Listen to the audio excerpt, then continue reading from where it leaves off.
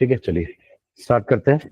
So last class में हमने charges पे फोर्स लगेगा ये पढ़ा था कि व्हेन अ मूविंग चार्ज या when a charge moves in a magnetic field it experiences some force. पहले अपन चार्ज की बात किए थे, तो फॉर्मूला था Q V B sine theta. ये लिखे थे ना, पहला Q V B sine theta. ये एक सिंगल चार्ज के लिए था। क्यू उसका चार्ज था, Q coulomb, moving with a velocity v in a magnetic field of magnetic strength b with an angle theta। तो उसका फॉर्मूला था Q V B sine theta. Correct. ये तो एक चार्ज की बात हुई थी। जब हम कंडक्टर को प्लेस करे थे मैग्नेटिक फील्ड में, करंट कैरिंग कंडक्टर को, तो उसके अंदर तो बहुत सारे चार्जेस हैं। तो पूरे चार्जेस जब मूव करेंगे तो पूरा कंडक्टर मूव करेगा, है ना। और वही हमारा टॉपिक था कि for a conductor placed in a magnetic field, current carrying conductor placed in a magnetic field, it experiences some force.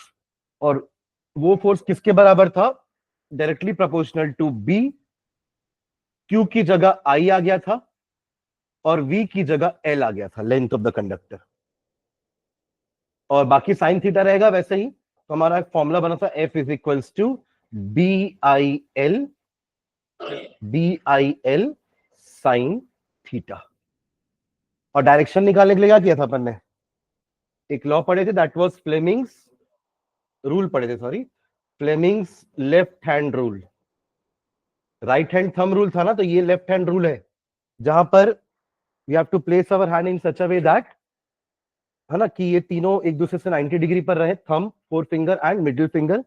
In that case सबसे पहले अपन को अपने फोर फिंगर को मैग्नेटिक फील्ड की तरफ पॉइंट करना है, फिर अपने हाथ को घुमाना है अपना मैग्नेटिक फील्ड वाला डायरेक्शन बिना चेंज किए।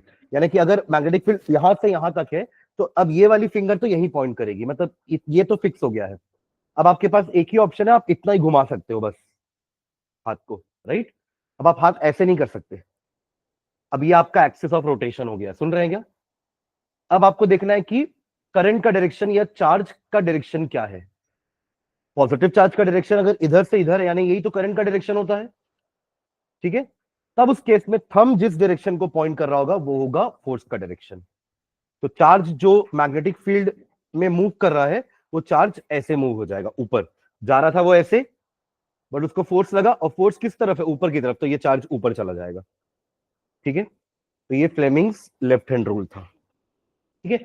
ये डायग्राम मैंने बनाने बोला था कि ये वही कंडक्टर वाले का ही एक्सपेरिमेंट है, कि आपने कंडक्टर को हैंग करके रखा है और उसमें करंट फ्लो कराने के लिए आपने यहाँ पे बैटरी देके रखी है, ठीक है। तो बैटरी में करंट, बैटरी के कारण करंट फ्लो करेगा कंडक्टर में। एक मैग्नेटिक फील्ड के लिए अपन ने एक हॉर्स शू मैग्नेट रखा है, ठीक है। तो उस मैग्नेटिक फील्ड के कारण इसमें मूवमेंट प्रोड्यूस होगा। तो ये जो एरो दिख रहा है, ये इसका डायरेक्शन है फोर्स का, जो कि अभी लेफ्ट तरफ दिख रहा है आपको।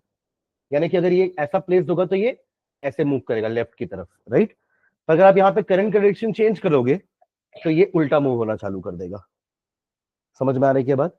कि करंट का डायरेक्शन चेंज करोगे तो मूवमेंट भी चेंज आएगा ना। जैसे देखो, अभी इस वाले केस में मैग्नेटिक फील्ड यहां से यहां थी, राइट, यानी कि ऐसे, और करंट का डायरेक्शन इस तरफ दिखाया था हमने, तो अब फोर्स ऊपर था। अब मान लीजिए करंट का डायरेक्शन ऐसा होता तो आप ऐसा कर देते ना, तो देखो फोर्स अब नीचे हो गया। तो फोर्स फोर्स का डायरेक्शन रिवर्स होगी नहीं, करंट के डायरेक्शन को रिवर्स करने से।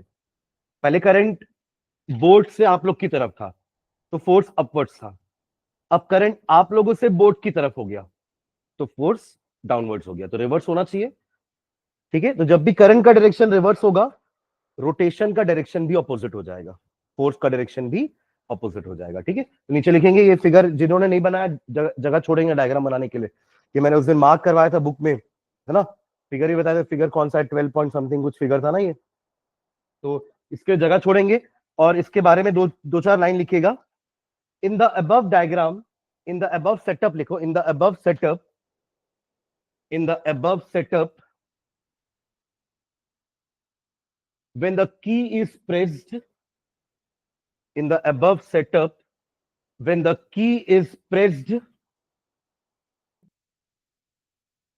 it is observed that, it is observed that, it is observed that, it is observed that the aluminium rod, the aluminium rod the aluminum rod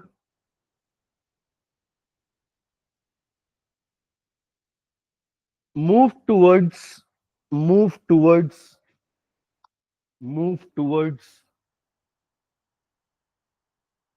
अगर आप लोगों ने ये डायग्राम बनाया एज इट इज, है ना, तो लेफ्ट लिखना, पर अगर आपने बुक का डायग्राम बनाया तो राइट लिखना। बुक में देखो ये बैटरी का पोजीशन चेंज होगा, देखना ध्यान से, ध्यान। ऐसी है क्या बैटरी? नेगेटिव पॉजिटिव है कि पॉजिटिव नेगेटिव है? दोनों चीज मत बोलो, कुछ लोग पॉजिटिव नेगेटिव बोल रहे हैं, कुछ ऐसे ही डायग्राम सेम। अच्छा, इसमें अलग है, इसमें पॉजिटिव नेगेटिव है, ठीक है। हाँ, तो क्या लिखे? Move towards left, move towards left. इसमें डायग्राम देखो ऐसा है, करंट कैसे फ्लो करेगा ध्यान देंगे। देखो करंट का डायरेक्शन के लिए ये एरो बना हुआ है, सुन रहे क्या? ये करंट ऊपर गया, ये कॉइल से होते होते यहां आएगा, यानी कि रॉड के अंदर करंट का डायरेक्शन ऐसा है, समझ रहे हैं? और मैग्नेटिक फील्ड हमेशा नॉर्थ से साउथ रहेगी, तो मैग्नेटिक फील्ड का डायरेक्शन ऐसा है, ठीक है। तो फोर्स का डायरेक्शन उस तरफ हो जाएगा। अगर आपने बैटरी का पोजीशन चेंज कर दिया तो करंट का डायरेक्शन ऐसा हो जाएगा, तो फोर्स का डायरेक्शन ऐसा हो जाएगा।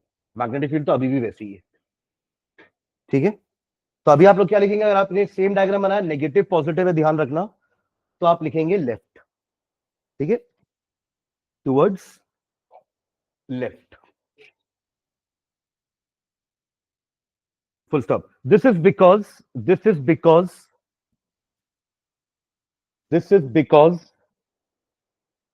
The magnetic field exerts force. This is because the magnetic field exerts force on the charges moving in the rod. This is because the magnetic field exerts force on the charges moving in the rod. Aluminium एक conductor है, right? Moving in the rod. Full stop. If the battery connections are reversed, if the battery connections are reversed, if the battery connections are reversed,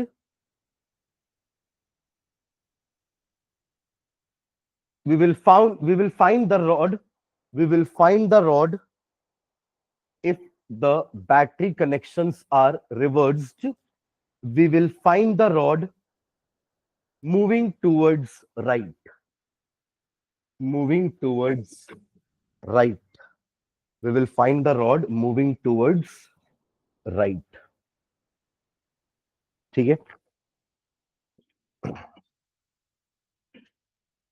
और उसका एक application अपन note में लिखते हैं, note करके एक पॉइंट लिखेगा, नोट।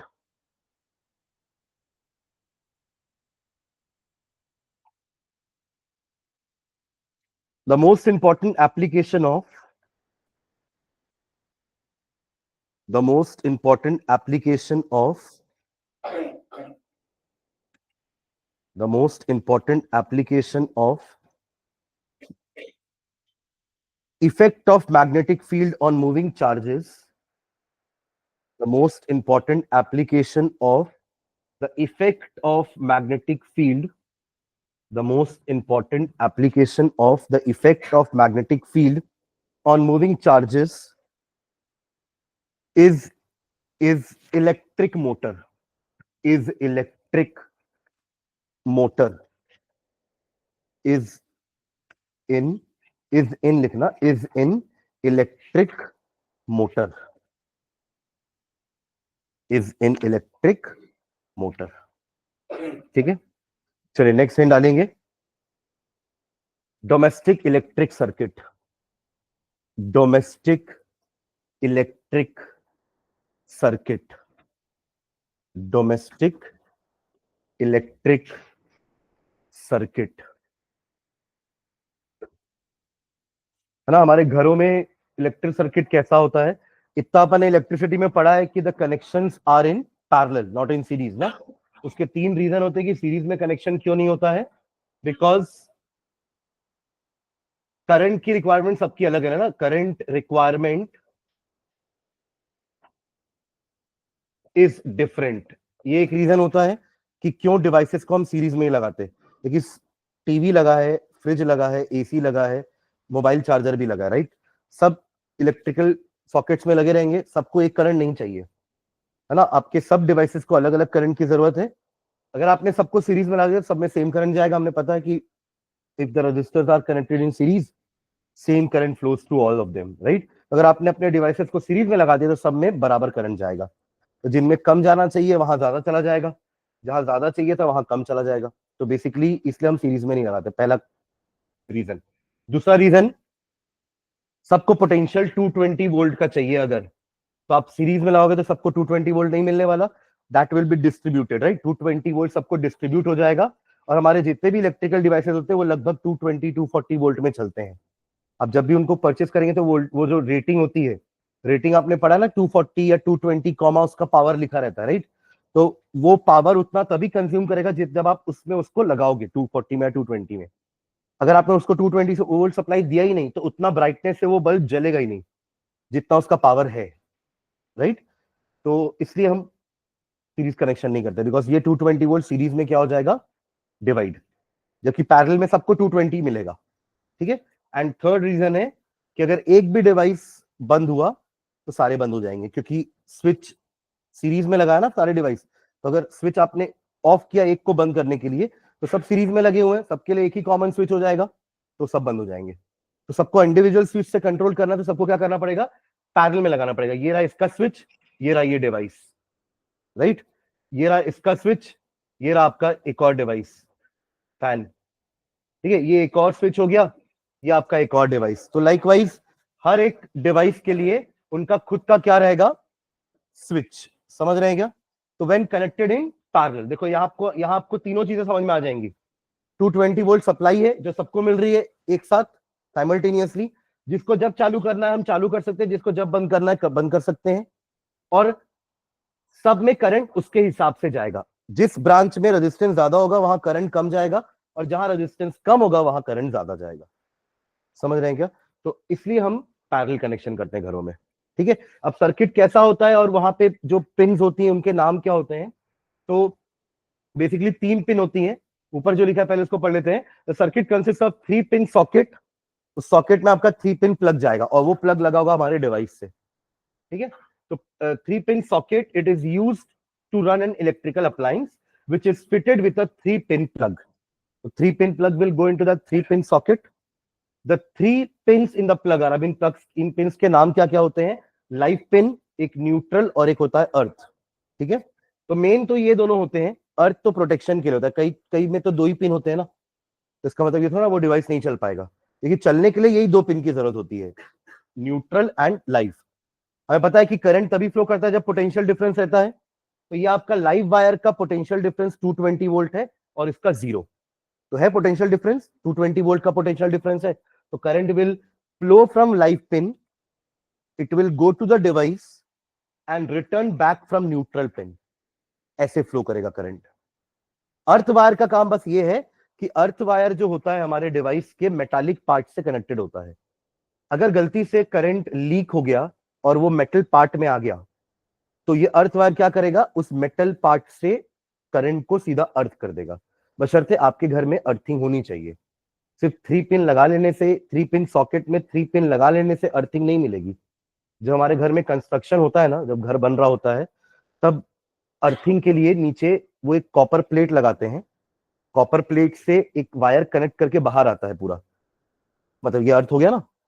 उसको पूरा डिग करके ही अपन ने कॉपर प्लेट लगाई है, फिर उसको पूरा भर देंगे मिट्टी से, वायर को बाहर निकाल लिया हमने जो कॉपर प्लेट से कनेक्टेड है, और ये वायर जाता है आपके घर के मीटर में।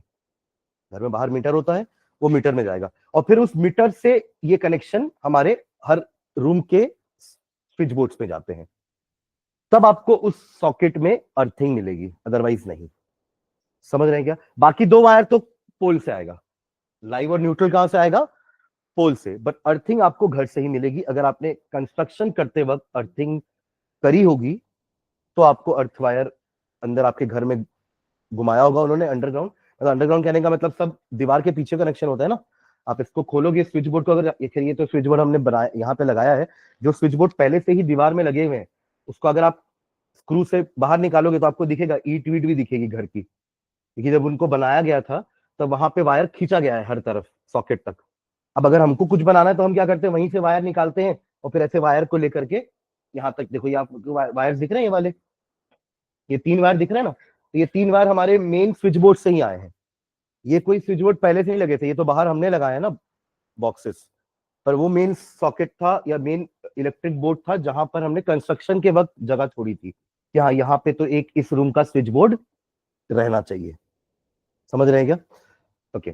तो लाइव पिन का काम क्या होता है? It is connected with red colour, सबके कलर कोड भी होते हैं ताकि कोई काम कर रहा है तो वो उस वायर को नहीं छुएगा, है ना। बाहर से इंसुलेटेड है बट तार अंदर का तो करंट कैरी कर रहा है ना, तो लाइव वायर रेड वाला होगा तो हम रेड वायर को ऐसे टच नहीं करेंगे बेयर हैंड से, ठीक है। तो this pin is connected with red coloured insulated copper wire, when connected in the socket with the switch on it has a potential of 220 volt. इसका पोटेंशियल 220 वोल्ट और इसका पोटेंशियल 0 वोल्ट।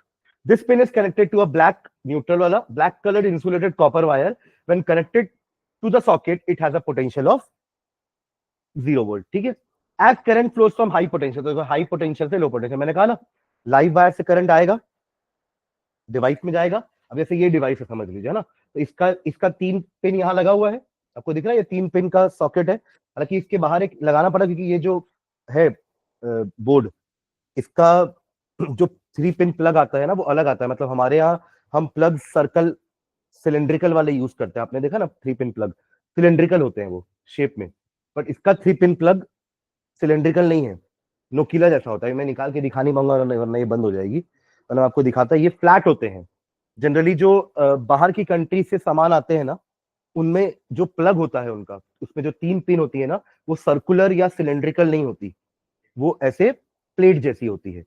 उसको connect हम convert कर सकते हैं अपने इस टाइप के सॉकेट को लेकर के। तो ये इस सॉकेट का पिन सिलेंड्रिकल है और इसका जो इनपुट है वो फ्लैट वाला है, ताकि हमारे इस वाले बोर्ड के प्लग को हम कनेक्ट कर सके। समझ में आ गया ना उसका मतलब कि अपन ने उसको डायरेक्ट, देखो इसको मैंने डायरेक्ट कनेक्ट किया है सॉकेट से, बट इसको नहीं कर पाया क्योंकि उसका पिन वैसा नहीं है जैसा हमारा नॉर्मली पिन होते हैं गोल सिलेंड्रिकल। समझ गए क्या? तो अब क्या हो रहा है, इन इस वायर में करंट है, रेड वाले में लाइव है ये, तो यही करंट जा रहा है इस प्लग के रेड वाले वायर में और ये जा रहा है आपके डिवाइस में, और डिवाइस से ही अंदर वो सर्किट से कंप्लीट करके वापस जा रहा है इस ब्लैक वाले वायर में जो कि न्यूट्रल है। तो ऐसे सर्किट कंप्लीट हो रहा है। समझ रहे हैं? मतलब हमारा डिवाइस सर्किट का पार्ट है ना भाई, डिवाइस हमारा सर्किट का पार्ट है और उसके सर्किट को कंट्रोल करने के लिए हमारे पास क्या है, यहां पर एक स्विच जो कि ये है। समझ रहे हैं क्या? ठीक है। तो लाइव एंड न्यूट्रल, तो as current flow from high potential to low potential, current flows into the electrical appliance. ये हमारा इलेक्ट्रिकल अप्लायंस, करंट इसके अंदर फ्लो किया बाय लाइव वायर। कहां से आया? लाइव वायर से आया। And comes out of the appliance, appliance को पूरा सर्किट कंप्लीट किया, मतलब ये अप्लायंस होगा आपका, ये लाइव वायर आया और जब अप्लायंस से बाहर निकलेगा तो न्यूट्रल वायर से होते हुए वो सर्किट कंप्लीट करेगा, ऐसा। ठीक है। Appliance from the neutral wire. Earth wire की बात करते हैं। अर्थ पिन क्या होता है? The earth pin is connected with the metallic part of the appliance. Metallic part, जितने भी हमारे डिवाइस के मेटालिक पार्ट होंगे, जैसे मेटालिक पार्ट यहाँ पे क्या हो सकता है, जैसे पीछे यूएसबी पोर्ट दिए हुए हैं, तो यूएसबी पोर्ट का जो सॉकेट होता है या जो पिन होता है वो मेटालिक होती है ना। जैसे आप प्रेस भी चलाते हो ना, प्रेस का जो नीचे वाला पार्ट है वो मेटालिक है, जो गर्म होता है, जिसको आप यूज मतलब हाँ प्लेट जो होती है बेसिकली वो मेटालिक होती है। तो उसमें भी करंट आ सकता है, कई बार हमें लग भी जाता है करंट, राइट। तो मेटालिक पार्ट अंदर से कनेक्टेड होगा, वो बाहर से आपको नहीं दिखेगा, अंदर अर्थ वायर उस मेटालिक पार्ट से टच होगा। तो जैसे अगर उसमें कुछ करंट आएगा ना तो वो अर्थ वायर से वो सॉकेट में जाएगा और सीधा ग्राउंड, अगर ग्राउंडिंग होगा तो, ठीक है। So that the live wire touches the metal body of the appliance, the current may flow from the earth wire. तो वो अर्थ वायर से करंट फ्लो करके ग्राउंड में चला जाएगा, अर्थ में चला जाएगा। If we touch the metallic part, तो अगर अपन मेटालिक पार्ट को टच करेंगे तो एक्चुअली क्या होता है, अर्थ का रेजिस्टेंस कम होता है, हमारा रेजिस्टेंस ज्यादा होता है अर्थ के रेजिस्टेंस से। तो जाहिर सी बात है करंट कहां फ्लो होना पसंद करेगा, एक लो रेजिस्टेंस पाथ में जो कि अर्थ वाला है। If we touch the metallic part of an appliance, current will pass through the earth wire in preference to our body. हमारी बॉडी के बजाय वो कहां से पास करना पसंद करेगा, अर्थ वायर से। The earth wire has a green colour insulation layer. Cover, ठीक है। मतलब उसका रेड होता है लाइव वायर का, न्यूट्रल का ब्लैक, कोई लोग ब्राउन भी यूज करते हैं, और अर्थ वायर का ग्रीन, वहां व्हाइट लगा हुआ है, ठीक है। बट लाइव ज्यादा इंपॉर्टेंट है कि लाइव को हम ऐसे बेयर हैंड से टच ना करें, तो वो रेड जनरली रखते हैं, रेड फॉर डेंजर, ठीक है। क्लियर है तीनों वायर का फंक्शनिंग।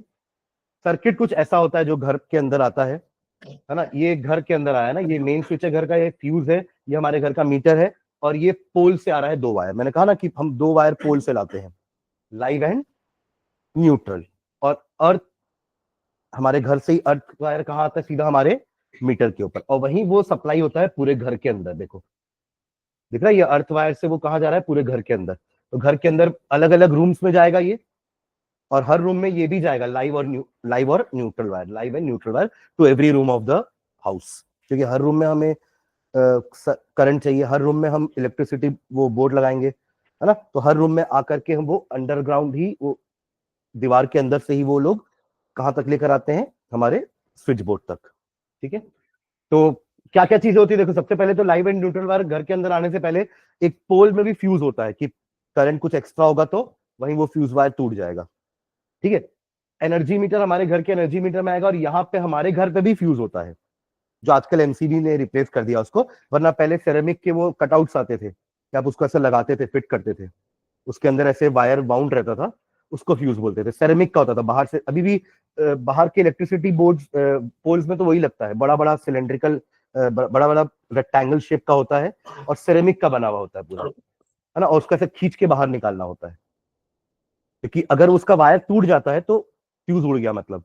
तो वो फिर से उसको बाहर निकालते हैं, उसके अंदर वायर बाउंड करते हैं, और फिर से लगा देते हैं, तो सर्किट कंप्लीट हो गया, है ना। तो अल्टीमेटली अभी हम इसकी जगह एमसीबी घर में यूज करते हैं, वरना घरों में भी पहले ऐसे ही क्ले के बने हुए या सेरेमिक के बने हुए फ्यूजेस लगाए जाते थे, ठीक है। ओके, तो वो मेन फ्यूज हमारे घर के लिए है, कि हमारे घर का भी, घर में भी एक्स्ट्रा करंट या ज्यादा करंट एंटर ना करे, तो एमसीबी उसको रोक देगा, फ्यूज उसको रोक देगा, ठीक है। अब ये मेन स्विच है। जैसे बहुत सारे अलग अलग रूम के भी स्विचेस होते हैं ना, मतलब आप एक एमसीबी सिंगल नहीं लगाते, बहुत सारे एमसीबीज होते हैं। इसमें एक बड़ा एमसीबी होता है जो कि गिराओगे तो पूरे घर की लाइट्स ऑफ हो जाएंगी, और छोटे छोटे भी लगे रहते हैं, जिसमें छोटे जैसे इसमें लगे हुए हैं, आप ध्यान से देखिएगा, है ना। इसमें ये वाला एक बड़ा है, दिख रहा है, ये वाला लेफ्ट वाला, अब आप लोगों को नहीं दिख रहा होगा, एक ऐसे लंबा सा लगा हुआ है, और बाकी छोटे छोटे हैं। तो वो आपके एक एक रूम के हैं, मतलब वहां का भी, उस रूम का भी एसी के लिए मैं यहाँ अगर बंद कर दूंगा ना, यहाँ लिखा भी है रूम नंबर 7 एसी, तो बंद हो जाएगा वहां का एसी, समझे। मतलब हर एक रूम के लिए एक एक कनेक्शन, अलग अलग एमसीबी छोटे छोटे लगे रहते हैं, और एक पूरा मेन होता है जो पूरे रूम के पावर सप्लाई को बंद कर देगा, ठीक है। तो यही हमारा मेन स्विच है, ठीक है। अब डिस्ट्रीब्यूशन बॉक्स से अलग अलग रूम में कनेक्शन जा रहा है, तो ये एक रूम में, ये दूसरे रूम में, ऐसे। तो मैंने एक रूम का ड्रॉ करके दिखाया यहाँ पे, ये सब जा रहे होंगे अलग अलग रूम में। एक रूम के अंदर का देखते हैं कि इस रूम के अंदर वो दोनों वायर गए, और एक वायर अर्थिंग गया, ठीक है। अब वो उस रूम के वायर में, उस रूम के कहा जाएगा, वो स्विच बोर्ड के पास। तो स्विच बोर्ड में ऐसा सॉकेट लगा रहेगा, और सॉकेट के अंदर से ये देखो लाइव पिन लगी है, लाइव पिन इस पे लगी है, न्यूट्रल पिन इस पे लगी है, और ऊपर वाले में क्या लगी है, अर्थ पिन। दिख रहा है आपको, ये एक सॉकेट है। ये क्या है, एक सॉकेट, जहां से अंदर का कनेक्शन है। यहां से तो अपन अपने प्लग को डालेंगे, बट पीछे से कनेक्शन क्या हुआ है, इसमें हुआ है आपका अर्थिंग का कनेक्शन, अगर घर में अर्थिंग होगी तो। अदरवाइज ये जाएगा न्यूट्रल पे, और हमारा स्विच कनेक्टेड होता है लाइव वायर पर। देखिए स्विच ही तो डिसाइड करेगा करंट को फ्लो कराना है कि नहीं कराना है, तो स्विच कहाँ होना चाहिए, लाइव वायर पे। है क्लियर। अब आप यहां पर कोई भी डिवाइस का प्लग को लगाओगे और इसके स्विच को ऑन कर दोगे, तो वो प्लग पे करंट, मतलब वो डिवाइस में करंट फ्लो होना चालू कर देगा। कहां से आएगा करंट, लाइव वायर से जाएगा उस डिवाइस के अंदर। ये रहा वो डिवाइस, मान लो यही मैं ही हूं डिवाइस समझ लो, और ये मेरा 2 पिन लगा हुआ है। तो यहां से लाइव वायर से करंट आया, मेरे अंदर से गया करंट, और यहां से, मतलब हमारे डिवाइस में भी 2 वायर निकले होंगे, प्लग से वापस से करंट क्या चला गया, आपके न्यूट्रल में। ऐसे सर्किट पूरा क्या हुआ, कंप्लीट हो गया, ठीक है। ये तो वो उसकी बात हो गई कि जिसमें सॉकेट लगा हुआ है और आपने प्लग डाल करके स्विच ऑन किया। हमारे घरों में इस टाइप के डिवाइसेस भी तो लगे हैं ना, बल्ब लगा है, फैन लगा है, ट्यूबलाइट लगी है, जिसमें जिसमें हम प्लग नहीं लगाते। यहाँ हमने लगाया क्योंकि ये हमने 2 अलग से लगाई है ट्यूबलाइट, तो इसके लिए हमने अलग से इसमें एक प्लग लगाया है, राइट। वरना आपके घरों में प्लग थोड़ी ना होता, ट्यूबलाइट में फैन के लिए प्लग थोड़ी ना होता, सीधा बस एक स्विच होता है, सीधा एक स्विच होता है। जैसे यहाँ पे देखो, ये लगा है बल्ब, है ना। और बल्ब का कनेक्शन कैसा है, सीधा आपके न्यूट्रल से और ये लाइफ से, और एक स्विच लगा है, there is no plug for it. सिर्फ स्विच तो होता है ना, आपके घरों में तो ट्यूबलाइट लगी होगी ना, उसमें प्लग थोड़ी ना लगा है। आप अलग से कोई एक्सटर्नल ट्यूबलाइट लगाओगे ना तो आपको प्लग देना पड़ेगा, जैसे हमने इसमें दिया है, तो इसके लिए अलग प्लग है और इसके लिए अलग क्या है हमारे पास, स्विच है। समझ रहे हैं क्या? बट आप लोग के पास इसके लिए प्लग नहीं है, सीधा हमारा कनेक्शन अंदर से है, हमको बस स्विच को ऑन करना है, ठीक है। इसलिए यहाँ पे सॉकेट नहीं दिया हुआ है, इसलिए इसमें सॉकेट नहीं है। हमारे घरों में सॉकेट यहाँ पे क्यों है, क्योंकि हम और अलग अलग डिवाइसेस लगाते हैं, हमारा चार्जर लगेगा, है ना, तो इसलिए हमारे पास उस बोर्ड पे सॉकेट भी होता है। बट हमारे घर की ट्यूबलाइट्स और फैन को सॉकेट की जरूरत नहीं है, वो डायरेक्टली कनेक्टेड होते हैं, उनको बस स्विच लगा रहता है लाइव वायर में। क्लियर है ये? तो ये हमारा ऐसा डोमेस्टिक सर्किट है। कनेक्शन मैंने बता दिया पैरेलल होता है, बाकी ये सब डिवाइसेस आपके पैरेलल में कनेक्टेड है। अब हमारे घरों में भी दो टाइप के इलेक्ट्रिक करंट हम ले सकते हैं, एक होता है 5 एम्पियर का और एक होता है 15 एम्पियर का। जैसे आप एसी को नॉर्मल सॉकेट में नहीं डालते हो ना, उसके लिए आपका पावर सॉकेट आता है जो थोड़ा बड़ा होता है, एसी का प्लग भी बड़ा होता है। देखिए उसमें करंट 5 एम्पियर का नहीं, उसमें करंट रेंज होता है 15 एम्पियर तक का। हमारे घरों में जो छोटे छोटे डिवाइसेस होते हैं उनको हम नॉर्मली स्मॉल प्लग से स्मॉल सॉकेट में डाल देते हैं, but for a heavier device हमें क्या चाहिए रहता है, ज्यादा करंट की रिक्वायरमेंट होती है, 15 एम्पियर तक के करंट की रिक्वायरमेंट होती है, तो उनका पावर प्लग भी अलग आता है और पावर सॉकेट भी अलग आता है, थोड़ा बड़ा सॉकेट होता है उनका, ठीक है। तो the different electrical appliances used in house are connected in parallel with a switch in live wire for every parallel branch. ये क्लियर है? हर पैरेलल ब्रांच के लिए खुद का क्या है, स्विच। हर पैरेलल ब्रांच के लिए खुद का एक स्विच है, ठीक है। उसके बाद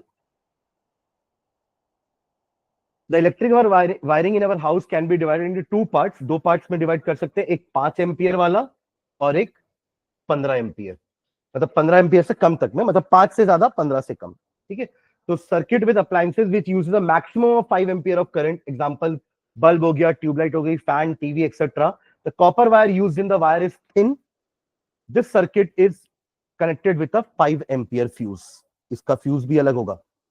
5, ये फ्यूज तो हम डिवाइस के हिसाब से लगाएंगे ना, मतलब डिवाइस को अगर 5 एम्पियर करंट की रिक्वायरमेंट है तो अपन 5 एम्पियर का फ्यूज ही लगाएंगे, वहां पे 10 एम्पियर का फ्यूज नहीं लगाएंगे।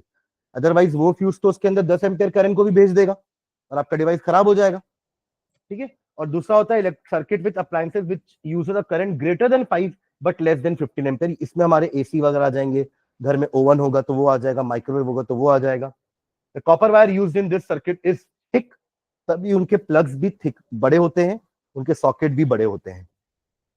This circuit is connected in a 15 ampere fuse, ठीक है। तो ये हमारा डोमेस्टिक सर्किट हुआ, ठीक है। दो चीजें हम जनरली घर में ऑब्जर्व करते हैं, तो एक होता है ओवरलोडिंग और दूसरा होता है शॉर्ट सर्किटिंग।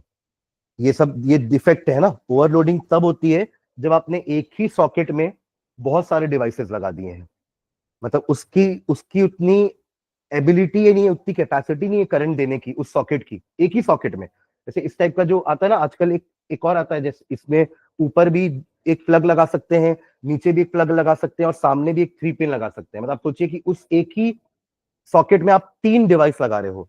अब वो तीनों डिवाइस अगर मिनिमम करंट, कम करंट ले रहे होंगे तो ठीक है चलेगा, पर अगर वो करंट ज्यादा ले रहे होंगे तो इसको ओवरलोडिंग बोलेंगे।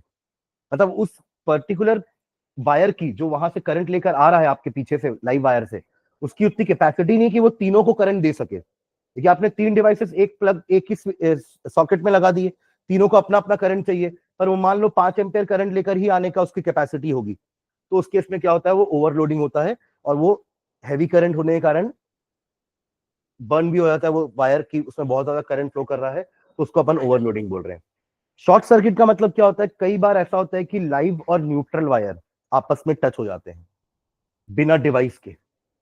कई बार होता है ना घरों में, मतलब बहुत सारे घर हैं जो बहुत पुराने बने हुए हैं, कंस्ट्रक्शन उनका बहुत पुराना है, तो ये वायर आपस में रगड़ रगड़ के इंसुलेशन एक दूसरे का गायब कर देते हैं। मतलब जो रेड वाला इंसुलेशन लगा है लाइव वायर में और जो ब्लैक वाला इंसुलेशन लगा हुआ है न्यूट्रल वायर में, ये आपस में दोनों रगड़ रहे हैं, आपस में एक दूसरे को रगड़ेंगे तो फ्रिक्शन होगा, फ्रिक्शन से धीरे धीरे जो उनका कॉपर का जो वो है इंसुलेशन है वो खत्म हो जाएगा, है ना। और अगर दोनों तार आपस में जुड़ गए गलती से भी, तो क्या होगा, डिवाइस में करंट जाएगा ही नहीं। फिर डिवाइस का रेजिस्टेंस है ना, डिवाइस का तो कुछ रेजिस्टेंस है, तो अगर मान लीजिए ये दोनों वायर यहीं पे कनेक्ट हो गए, यहाँ पे आपका डिवाइस लगा हुआ है ऐसे, और ये दोनों यहीं पे जुड़ गए आपस में, तो डिवाइस में करंट जाने से रहा, करंट वापस ऐसे जाएगा और बहुत हैवी करंट फ्लो करेगा, क्योंकि इस जगह पर अब कोई रेजिस्टेंस नहीं है।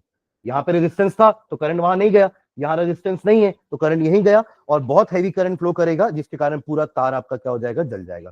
तो कई बार ऐसा होता है कि शॉर्ट सर्किटिंग के कारण आग लग जाती है। उसका रीजन यही है कि हैवी करंट, देखो अब जितना ज्यादा करंट फ्लो होगा उतना ज्यादा हीटिंग इफेक्ट होगा, हीटिंग इफेक्ट इतना ज्यादा हो जाएगा इन वायर्स में तो आग लग जाएगी। समझ रहे हैं? देखो उन वायर्स में जो आपके एलॉय के वायर्स है ना, उनमें ज्यादा करंट देने से आग नहीं लगेगी, वो खुद गर्म होकर रेड हॉट हो जाएंगे, है ना, क्योंकि उनकी ताकत है उतना करंट फ्लो कराने की, उतना उनका रेजिस्टेंस हाई होता है, तो इतना वो हीट जनरेट कर सकते हैं। बट कॉपर वायर में कभी भी रेड हॉट नहीं होता कॉपर वायर। एक क्वेश्चन भी था आप लोग के इलेक्ट्रिसिटी वाले चैप्टर में कि आपने जो इमल्शन रॉड लगाई है ना, और आपने प्लग लगा दिया, स्विच ऑन कर दिया, तो इमल्शन रॉड रेड हॉट हो जाती है। कभी ऑब्जर्व करना, मतलब कई बार हम ऐसा होता है कि बाल्टी में लगाते हैं ना, पानी डाल देते तो वहां रेड हॉट आपको नहीं दिखेगा। पर एक बार ऐसा होता है कि जैसे मैं अपना बचपन का किस्सा बता रहा हूँ कि हम लोग, अब गीजर तो अभी आए हैं ना, पहले तो वही पानी की बाल्टी भरते थे लोहे की, और फिर उसी में एक लकड़ी टंगा देते थे, और फिर उसमें रॉड को ऐसे टंगा देते थे, राइट। तो क्या आप सुबह सुबह नींद में रहते हैं, क्योंकि स्कूल जाना रहता है ना, तो नींद में थे, बाल्टी में पानी भरे ही नहीं, और ऐसी रख दी बाल्टी को, और रॉड लगा के ऑन करके चले गए। अपन आधे घंटे बाद आए कि पानी गर्म हो गया, तो देखे तो रॉड रेड हॉट हो गई थी। पानी था ही नहीं ना उसके अंदर, तो रॉड तो गर्म हो रही थी, आग नहीं लगी घर पे, क्योंकि वो वो जो हमारा एलॉय था जिसकी वो कॉइल बनी थी, उसका काम ही है ना, उसका काम ही है कि रेजिस्टेंस ज्यादा है उसका, उसको हैवी करंट, मतलब करंट फ्लो कराएगा वो, और उस करंट से, करंट को ज्यादा काम करना पड़ेगा तो ज्यादा हीट डेवलप होगी, यही तो काम है उसका, हीटिंग इफेक्ट ही काम था उसका, इसलिए वो जला नहीं। समझ रहे? ना डिकम्पोज भी नहीं हुआ वो।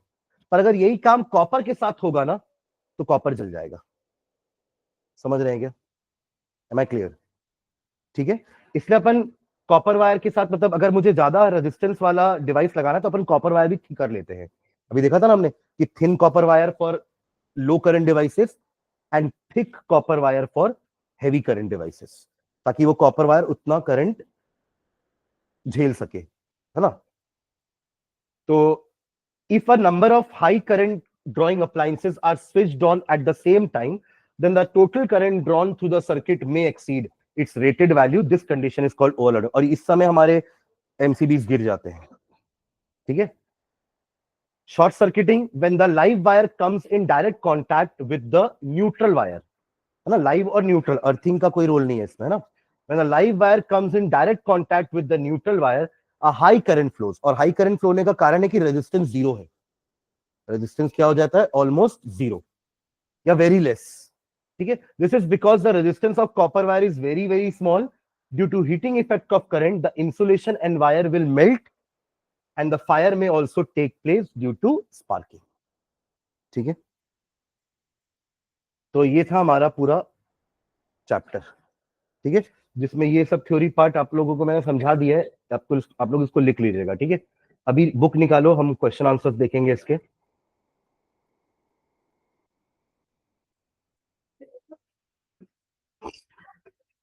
देखो पहला क्वेश्चन कहां पर है,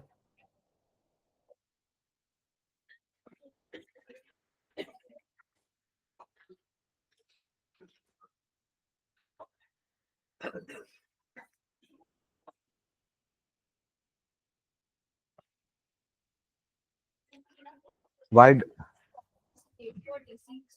इसमें है, कहाँ है? मैंने तो उस दिन बुक इसलिए तो ली थी देखने के लिए कि एसी डीसी तो मुझे कुछ दिखा नहीं था उसमें। दिखाइए। हाँ बता देंगे उसको भी।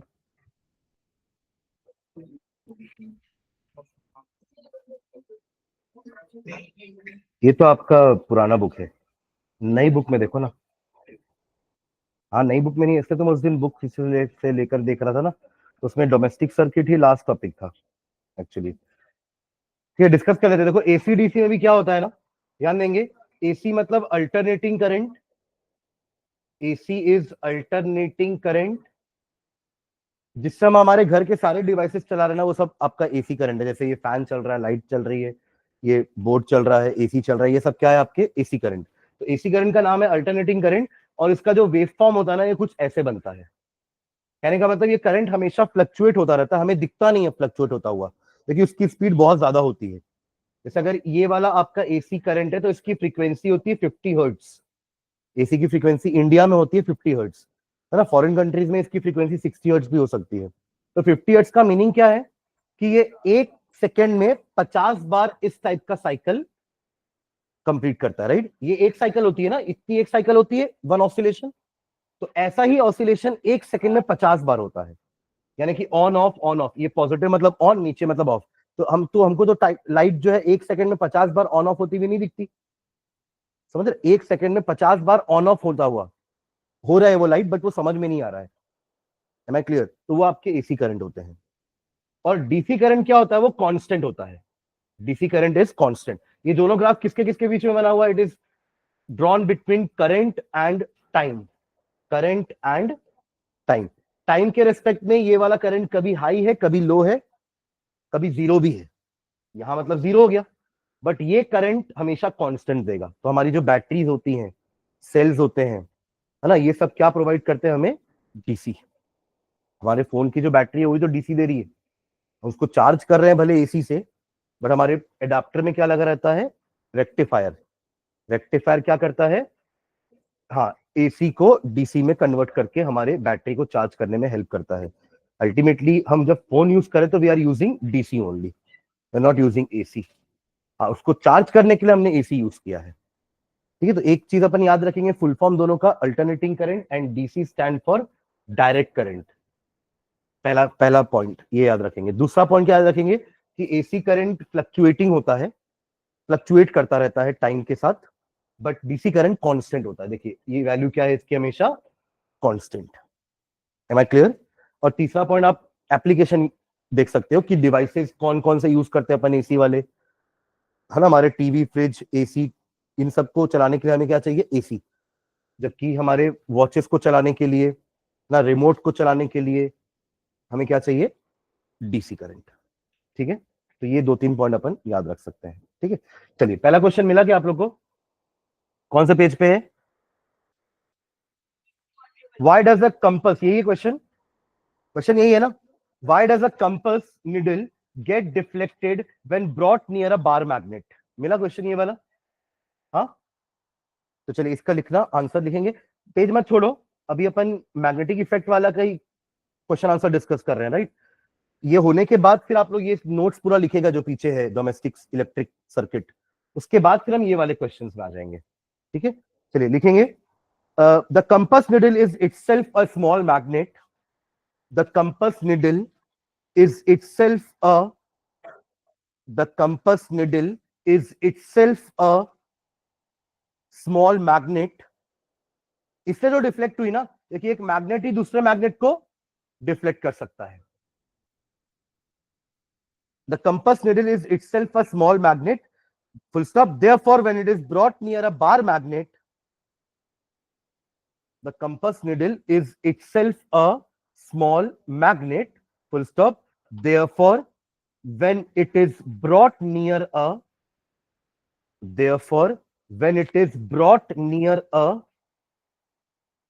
bar magnet, therefore when it is brought near a bar magnet, it deflects, it deflects। ठीक है, अगले 2 क्वेश्चन पढ़िए, तो ये लिखा है कि नहीं हमने पहले देखो। अगले 2 नहीं, अगले 3 क्वेश्चन देखो, तीनों अपने पास है इसके आंसर्स। क्या क्या क्वेश्चन है, इसको थोड़ा बीच में कर लो बुक को, ये वाली। हाँ, पढ़े तीनों क्वेश्चन। पहला क्वेश्चन क्या है, draw magnetic field lines around a bar magnet. ये तो किया ना हमने, ये तो मैंने आप लोगों को क्वेश्चन भी दिया था, अपन टेस्ट भी दिए थे शॉर्ट इसका, कि आपने नॉर्थ से स्टार्ट किया था और साउथ में एंड किया था, outside the magnet and inside the magnet from south to north. बनाए थे ना ऐसे क्लोज कर्व्स, इमेजिनरी लाइंस होती हैं, और उसकी प्रॉपर्टी भी लिखे थे, 5-6 प्रॉपर्टी थी। वही अगला क्वेश्चन है, list the properties of magnetic lines of force. हो जाएगा ये दोनों क्वेश्चन। अगला देखो, अगला भी हमने लिखा है, उसी की एक प्रॉपर्टी में इसका आंसर है कि why two lines of force do not intersect each other. लिखे ना ये वाला, ऐसा डायग्राम भी बनाए थे इसके लिए। तो यहां से एक अलग डायरेक्शन दिए थे, यहां से एक अलग डायरेक्शन दिए थे। सुन रहे ना? देखो मैग्नेटिक लाइंस ऑफ फोर्स में ये सब प्रॉपर्टी नहीं लिखेंगे कि like poles repel each other, unlike poles attract each other. ये मैग्नेटिक लाइंस ऑफ फोर्स की प्रॉपर्टी नहीं है, ये मैग्नेट की प्रॉपर्टी है। आपसे पूछा जा रहा है कि मैग्नेटिक लाइंस ऑफ फोर्स कैसी होती हैं, तो दे आर इमेजिनरी लाइंस, पहला point. They are close curves starting from north to south outside the magnet and south to north inside the magnet. Close curve हो गया ना, क्लोज पूरा। Third, कि किसी भी पॉइंट पर अगर आपको डायरेक्शन निकालना है, प्लेस अ मैग्नेटिक कंपास या draw tangent, tangent at that point gives you the direction of magnetic field. फिर एक हमने लिखा था पॉइंट कि जहां पे मैग्नेटिक फील्ड ज्यादा क्राउडेड है, वहां पे मैग्नेटिक स्ट्रेंथ ज्यादा है मैग्नेट का, दैट इज एट पोल्स। और जहां पे मैग्नेटिक फील्ड लाइंस स्प्रेडेड है, दे आर फार अपार्ट, वहां पे मैग्नेटिक स्ट्रेंथ क्या है? कम। एंड लास्ट पॉइंट यही वाला कि दो magnetic lines of force never intersect each other. उसका रीजन भी अपन ने वही लिखा था कि अगर ऐसा हुआ तो एक ही पॉइंट पर दो टेंजेंट ड्रॉ हो जाएंगे, यानी कि दो डायरेक्शन हो जाएंगे, विच इज नॉट पॉसिबल। ठीक है, चलिए नेक्स्ट क्वेश्चन पढ़िए। पेज नंबर, क्वेश्चन नंबर क्या है देखो, मिला? कंसिडर अ सर्कुलर लूप, यही है। Consider a circular loop of wire lying in the plane of a table. Let the current pass through the wire, through the loop clockwise. To the loop clockwise. Okay. Apply right hand rule to find out the direction of magnetic field inside and outside the loop. क्या होगा बताओ? देखो imagine करिए, यही समझ लीजिए horizontal table है हमारी, ठीक है। इस टेबल में वायर ऐसे पड़ा हुआ है, वायर ऐसे पड़ा है, ठीक है। और करंट कैसे बोल रहा है उसमें? क्लॉकवाइज, यानी कि ऐसे ही करंट भी फ्लो कर रहा है। ऐसे ही होगा ना क्लॉकवाइज, तो भाई इमेजिन कर पा रहे हैं? तो ऐसा करंट है। हमने क्या बोला था कि हम कैसे शो करने वाले हैं? राइट हैंड थंब रूल को ही यूज करेंगे, सर्कुलर वायर के लिए भी और स्ट्रेट वायर के लिए भी। बस फर्क क्या हो रहा था, हम जो स्ट्रेट वायर में बता रहा था, यहां वो कर्ल ऑफ फिंगर बताएगा, और कर्ल ऑफ फिंगर जो स्ट्रेट वायर में बता रही थी, यहां वो थंब बताएगा। उल्टा हो गया था दोनों का फंक्शनिंग। यहां पे थंब का काम क्या था? करंट का डायरेक्शन। और कर्ल ऑफ फिंगर का काम क्या था? मैग्नेटिक फील्ड का डायरेक्शन। तो यहां उल्टा हो जाएगा, कर्ल ऑफ फिंगर करंट का डायरेक्शन बताएगी और थंब आपका मैग्नेटिक फील्ड का डायरेक्शन बताएगा। तो यहां पे उल्टा होता है ना कि इनसाइड द लूप, ये लूप है, loop of wire, inside the loop में डायरेक्शन अलग होता है और आउटसाइड द लूप में मैग्नेटिक फील्ड का डायरेक्शन अलग होता है। कैसे? तो फिर से इमेजिन करेंगे, तो ये टेबल है, यहाँ पे वायर पड़ा हुआ है लूप में और करंट भी उसमें ऐसे ही फ्लो कर रहा है। अपन हाथ को कैसे रखें? राइट हैंड को ऐसे रखेंगे कि ऐसे रखेंगे? नीचे वाला, मतलब थंब नीचे रहना चाहिए ना। देखिए करंट मैंने बोला ना ऐसे फ्लो कर रहा है क्लॉकवाइज, मेरे हिसाब से क्लॉकवाइज ये है। अगर आपको डाउट हो तो आप भी करके देखो अपने पास में, कि आपके पास सामने एक वायर पड़ा हुआ है और उसमें क्लॉकवाइज करंट फ्लो करा दो, ऐसा वाला, ठीक है। और उसमें आप राइट हैंड को रख के देखो, कर्ल ऑफ फिंगर करंट के डायरेक्शन में होनी चाहिए। तब देखो कैसा है, थंब नीचे है, यानी कि इनसाइड द लूप डाउनवर्ड्स है। Inside the loop magnetic field कैसी है? डाउनवर्ड है। पर आउटसाइड द लूप अपवर्ड है। वायर ये है ना, ये लूप है मेरा, लूप मतलब क्लोज्ड पाथ, उसको लूप बोलते हैं। तो लूप के अंदर मैग्नेटिक फील्ड डाउनवर्ड है, पर ये घूम के ऐसे आएगी ना, कॉन्सेंट्रिक सर्कल होते हैं ना मैग्नेटिक फील्ड। तो लूप के अंदर डाउनवर्ड है, टॉप टॉप टू बॉटम, और लूप के बाहर bottom to top magnetic field. ठीक है, चल लिखेंगे इसका आंसर। Inside the loop, inside the loop, inside the loop the magnetic field is from, inside the loop, inside the loop the magnetic field is from top to bottom, inside the loop the magnetic field is from top to bottom, full stop. Outside the loop, outside the loop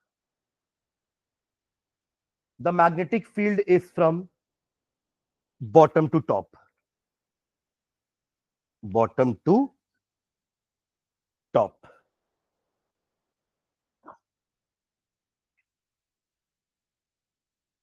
ठीक है, चलिए अगला question उसी page पे है। Page number, question number डाल लेना भैया ना, ये तो खोजते रह जाओगे कौन सा क्वेश्चन है ये। हाँ, the magnetic field given in a sorry, the magnetic field in a given region is uniform. Draw diagram to represent it. कैसे ड्रॉ करते थे अपन यूनिफॉर्म मैग्नेटिक फील्ड का डायग्राम? ऐसे स्ट्रेट लाइंस जो इक्वी डिस्टेंस है एक दूसरे से, ये होती है मैग्नेटिक फील्ड जो यूनिफॉर्म है. देखो ना, कहीं पे भी गैप कम ज्यादा नहीं है. नॉन यूनिफॉर्म फील्ड ऐसी होती है,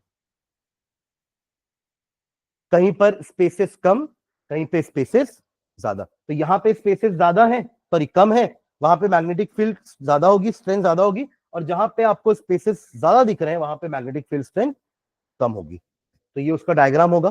ठीक है, लिखेंगे एक line. A magnetic field is said to be uniform. A magnetic field is said to be uniform if its magnitude and direction, a magnetic field is said to be uniform if its magnitude and direction do not change. If its magnitude and direction do not change, if its magnitude and direction do not change, full stop. For magnitude to be constant, for magnitude to remain constant, for magnitude to remain magnitude direction दोनों same होना चाहिए ना. For magnitude to remain constant, the spacing between the lines should be equal. For magnitude to remain constant, the spacing between the lines should be equal. The spacing between the lines should be equal. Full stop. For direction to be same, for direction should be, for direction to be same, for direction to be same, for direction to be same, the lines should be parallel. The lines should be parallel. The lines should be parallel. ठीक है, ये diagram बना लो जो सामने बना है, lines 3-4 line बना लो, है ना. और उसके बाद का एमसीक्यू है, देखो उसको का आंसर क्या होगा बताना.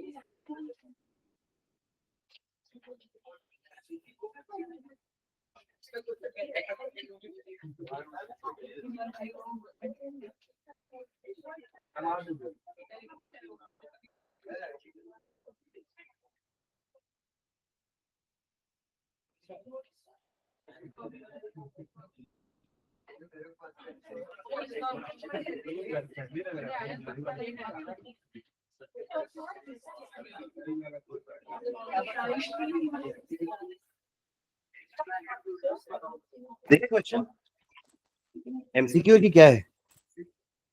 हाँ, क्या होगा इसका आंसर? पढ़ेगा क्वेश्चन अभी. ये डायग्राम बना लिए. हाँ, choose the correct option. The magnetic field inside a long solenoid carrying current, क्या होगा? The magnetic field inside a long solenoid carrying current is zero तो नहीं होगा. फिर इनसाइड द सोलेनॉइड बोल रहा है, ये है सोलेनॉइड. अभी तो पढ़े सोलेनॉइड के अंदर कैसी बनाते हैं, सेम. अरे यूनिफॉर्म है, बाहर निकलने के बाद वो नॉन यूनिफॉर्म हो रही है ना, पर जब तक अंदर है, इनसाइड द सोलेनॉइड. पढ़ो ना अच्छे से, लाइन क्या लिखा हुआ है. The magnetic field inside a long solenoid. तो लॉन्ग सोलेनॉइड ये है और उसके इनसाइड तो मैग्नेटिक फील्ड सेम है ना, यूनिफॉर्म है. अरे अभी यही तो लाइंस बनाए हो आप लोग ऐसे. सबका डायरेक्शन कैसा है, सेम है डायरेक्शन सबका, और सबके बीच में इक्वी डिस्टेंस है. ठीक है, तो लिखेंगे क्या होगा इसका option D, is same at all points. चलिए अगला क्वेश्चन पढ़ो.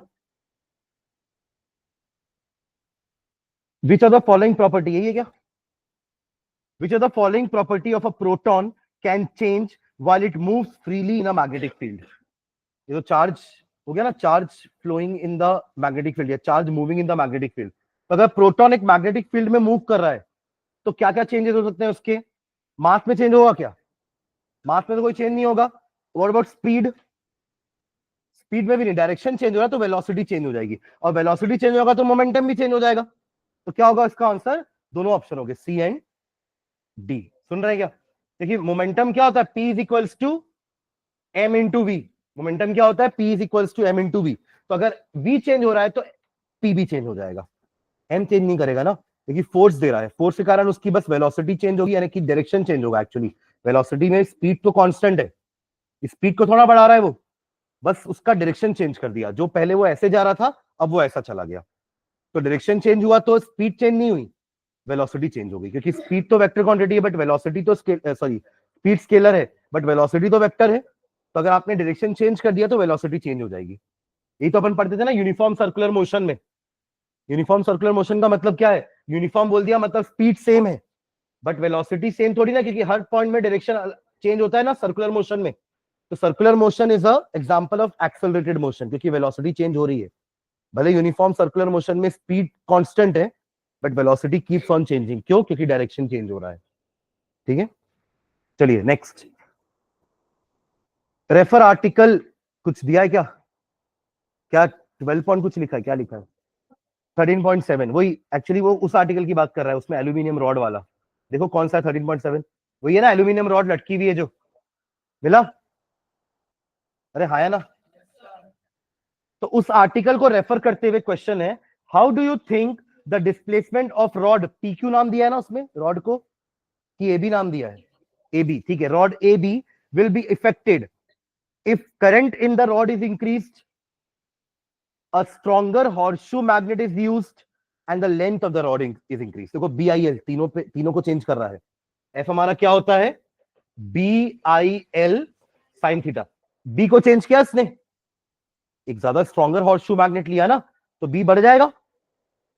व्हाट अबाउट I के लिए कुछ बोला है क्या? हाँ, current in the rod is increase, तो I भी बढ़ा रहा है और लेंथ भी बढ़ा रहा है क्या? हाँ, लेंथ भी बढ़ा रहा है। तो तीनों को बढ़ाओगे तो हर बार क्या होगा, फोर्स, अरे डायरेक्टली प्रोपोर्शनल है।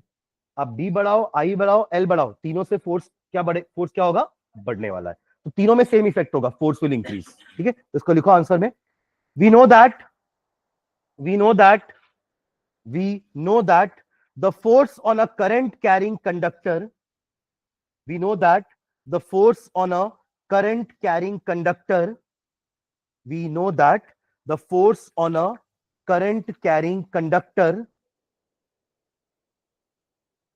we know that the force on a current carrying conductor in a magnetic field, in a magnetic field is given by is given by is given by F is equals to BIL sin theta, F is equals to BIL sin theta, BIL sin theta। अब वो वहां पे 1 2 3 करके question पूछा ना, तो उसका answer भी 1 2 3 करके देते हैं। पहला 1 लिख लो, ये वाला 1 दिया ना, ऐसा वाला 1, हाँ 1 लिखो। इफ आई इज इंक्रीज्ड, आई मतलब current, if I is increased, if I is increased, comma, the force on the rod will increase, the force on the rod will increase, the force on the rod will increase, and the deflection of rod will also increase, and the deflection on the rod will also increase, and the deflection on the rod will also increase। Second point, second, if B is increased, B मतलब magnetic field strength, लिखा ना कि एक ज्यादा stronger horseshoe magnet ले रहे हैं। If B is increased, the force on the rod will increase, the force on the rod will increase,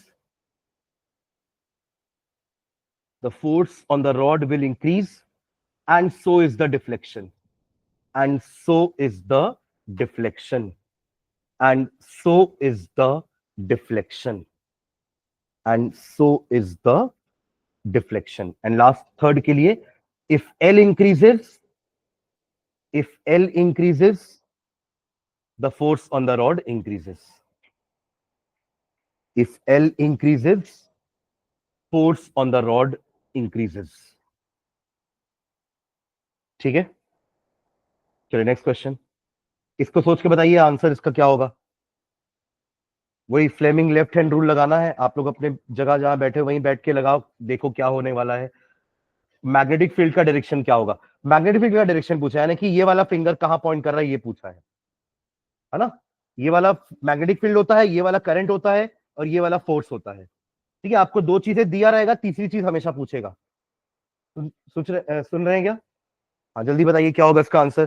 चार ऑप्शन है, towards south, towards east, downward and upward. बाकी लोग भी कर लो एक बार। देखो अगर आप ऐसे बैठे हो ना, तो एक तरफ आप ऐसे समझ लीजिए कि अगर आप ऐसे बैठे हो तो मेरा सामने वाला नॉर्थ होगा, मेरा पीछे वाला साउथ, है ना। राइट वाला क्या ले, राइट वाले को ईस्ट ले लें, और लेफ्ट वाला वेस्ट। ऊपर वाले को नॉर्थ मत लेना।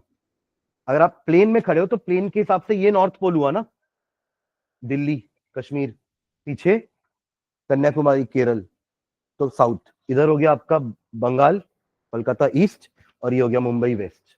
समझ आए क्या। तो अब आपका क्वेश्चन क्या है। A positively charge particle, alpha particle positively charge होते हैं, प्रोजेक्टेड टूवर्ड्स वेस्ट, तो हमारा वेस्ट ये था, प्रोजेक्टेड टूवर्ड्स वेस्ट, यानी कि करंट का डायरेक्शन ऐसा, ये सही रखा है हाथ। वेस्ट मैंने ये माना था ना, आप लोग अपना वेस्ट जो भी माने उसको वेस्ट करो ना, मेरे लिए वेस्ट ये है, तो हाथ ऐसे ही रहेगा। अरे middle finger will point towards west ना, it towards west is deflected towards north by a magnetic field. Deflected towards north मतलब उसको फोर्स मिला है नॉर्थ साइड का, तो ये थंब नॉर्थ में है। ऐसे नहीं रखूंगा ना मैं थंब को। अब देखो मैंने ये वाली फिंगर को मूव नहीं करना है, समझ रहे हो क्या, क्योंकि ये वाला फिंगर तो अपन ने सेट कर दिया ना कि करंट वेस्ट की तरफ है, पार्टिकल वेस्ट की तरफ जा रहा था, राइट। अब ये थंब कहां जाएगा, क्योंकि क्या बोला, डिफ्लेक्टेड टुवर्ड्स नॉर्थ, तो नॉर्थ मेरे लिए ये है ना, तो हमारा फोर्स कहां लग रहा है, इधर, यानी कि ये ऐसा हो जाएगा। तो अब देखो फोर फिंगर कहां है, अपवर्ड्स। समझ गए क्या। तो आंसर हो जाएगा अपवर्ड्स। तो अकॉर्डिंग टू लिखेंगे इसमें, according to Fleming's left hand rule. कैसे कंक्लूड किया अपन ने, फ्लेमिंग लेफ्ट हैंड रूल सही ना। According to Fleming's left hand rule, the direction of magnetic field is upwards. The direction of magnetic field is upwards. Done. चलिए और कौन सा क्वेश्चन है। State Fleming's left hand rule हो जाएगा ना, तो लिखे अपन रूल पूरा। और आप मत बोलो, नई बुक वाले बोलो।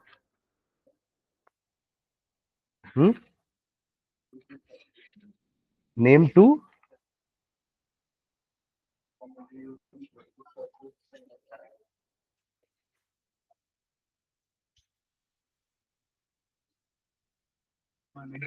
नेम टू सेफ्टी डिवाइसेस ना, name two safety devices used in electric circuit and appliances. एक तो फ्यूज वायर होता है जो सर्किट को बचाने के लिए, और एक अर्थिंग होता है अपने आप को बचाने के लिए। लिख लो, फ्यूज वायर एंड अर्थिंग। मिला है क्वेश्चन। पुरानी बुक में वो सब नहीं है ना, मोटर वोटर सब हटा देना, मोटर जनरेटर सब हट जाएगा। सुन रहे हैं क्या। सीधा आप लोग डोमेस्टिक सर्किट के बाद वाले इंटेक्स क्वेश्चन में आइए। मिला, मिल गया ना। तो इसका आंसर हो जाएगा आपका, एक second, fuse wire and earthing. ठीक है, चलिए अगला क्वेश्चन पढ़ो। दो और क्वेश्चन है इंटेक्स के, फिर अपन एंड करते हैं, नेक्स्ट क्लास में एक्सरसाइज क्वेश्चन करेंगे। देखो अगला दो क्वेश्चन क्या है। An electric oven of 2 kilowatt power rating is operated in a domestic circuit 220 volt and has a current rating of 5 ampere. What result do you expect? तो पहले अपन current निकाल के देख लेते हैं। पावर कितना है उसका, कितना दिया, 2 किलोवाट, यानी कि 2000 वॉट, और 220 वोल्ट की सप्लाई में करंट किया, तो कितना करंट ड्रॉ कर रहा है वो, 9.09। जबकि हमारा करंट रेटिंग क्या है उसका, 5 एम्पियर। तो क्या होगा, फ्यूज उड़ जाएगा। ज्यादा आपका 5 एम्पियर का फ्यूज लगा है, करंट 9 एम्पियर फ्लो कर रहा है। तो since the current drawn by the electric oven is greater than the current rating, the fuse will blow. 5 ampere का फ्यूज 9 एम्पियर का करंट नहीं ले पाएगा, उसके लिए आपको 15 एम्पियर का फ्यूज लगाना पड़ेगा या 10 एम्पियर का फ्यूज लगाना पड़ेगा। सुन रहे हैं। If fuse is not working properly, then the connecting wire will melt because of heating effect of current. Heavy current flow कर रहा है उस वायर में, ठीक है। चलिए अगला क्वेश्चन देखो, what precautions should be taken to avoid the overloading of domestic electric circuits? वही, हम ज्यादा डिवाइसेस एक ही सॉकेट में ना लगाएं। अभी जैसे इस वाले को अगर आपने 5 एम्पियर लाइन से नहीं लगा करके 15 एम्पियर लाइन से लगाया होता तो ये नहीं होता। अभी अपन ने पढ़ा था ना कि 15 एम्पियर वाली लाइन में कॉपर वायर मोटा रहेगा, उसका प्लग उसका सॉकेट भी अलग रहेगा। 5 एम्पियर में वायर अलग रहेगा, थिन रहेगा, प्लग और सॉकेट भी छोटे रहेंगे, पावर प्लग्स नहीं रहेंगे। तो अगर अपन को ओवरलोडिंग नहीं करनी है तो हम बड़े डिवाइसेस को अकॉर्डिंगली वैसे ही कनेक्शंस भी दें, है ना। सॉकेट भी पावर सॉकेट यूज करें, पावर प्लग यूज करें, ताकि वो उतना करंट ले पाए, ओवरलोडिंग ना हो जाए उस वायर में। मतलब आप ये समझ लो कि आप 5 एम्पियर वाले वायर में 9 एम्पियर करंट फ्लो करा रहे हो, तो उसके लिए तो वो ओवरलोड ही है ना। समझे ना, ओवरलोड मतलब क्या होता है कि मतलब आप अगर एक 20 किलो तक ही उठा पा रहे हो, बट आपको मैंने 30 किलो उठाने बोल दिया, तो आपके लिए वो ओवरलोड हो गया है, आप नहीं उठा पाओगे। समझ रहे हैं क्या? वैसे ही करंट के लिए भी एक लिमिट होती है कि अगर वायर पतला है तो वो करंट ज्यादा बियर नहीं कर पाएगा, वो 5 एम्पियर तक का करंट बियर कर पाएगा। तो अगर आपने मोटा वायर लिया है, कॉपर वायर, तो वो आपका इतना हैवी करंट बियर कर पाएगा, तो उससे ओवरलोडिंग नहीं होगी सर्किट में, ठीक है। और शॉर्ट सर्किट खैर अलग चीज होगी, वो तो लाइव और न्यूट्रल टच होना चाहिए, ठीक है। तो ये पूरा आंसर इसका लिखा हुआ है यहाँ पे, ये वाला, और एक यहाँ तक इसका नेक्स्ट पेज में भी है ना, थोड़ा सा 2 लाइन, ठीक है। तो यहां तक आप लिख के लेके आएंगे, ठीक है। तो ये वाले क्वेश्चन से पहले, सुन रहे हैं क्या, ये वाला इंटेक्स क्वेश्चन से पहले जो अर्थिंग और ये फ्यूज वायर वाला क्वेश्चन था ना, इसके पहले आप पहले नोट्स लिखोगे। कौन से नोट्स लिखना है? जो इस स्लाइड से पूरे चालू है ना, शुरू से डोमेस्टिक इलेक्ट्रिक सर्किट से, यहां से चालू करेंगे नोट्स लिखना। पहले पहले पूरा नोट्स लिख लेंगे। कहां तक नोट्स लिख लेंगे? पूरा अर्थिंग और मैंने यहाँ पे 2 डेफिनेशन लिखी ना, ओवरलोडिंग एंड शॉर्ट सर्किट की, यहां तक नोट्स कंप्लीट करेंगे। उसके बाद फिर इसके क्वेश्चन आंसर लिखना चालू करेंगे, जो कि 3 ही है, 1, 2 और ये 3। इतना कंप्लीट करके लेके आएंगे तो नेक्स्ट क्लास में हम एक्सरसाइज कंप्लीट करेंगे, ठीक है। ये मैं भेज देता हूँ ना ग्रुप में। एक्सरसाइज में ज्यादा क्वेश्चन नहीं है, हम नेक्स्ट क्लास में ही ये 9 क्वेश्चन करके हेरिडिटी इवोल्यूशन चालू कर देंगे, ठीक है। चलिए, थैंक यू। हाँ।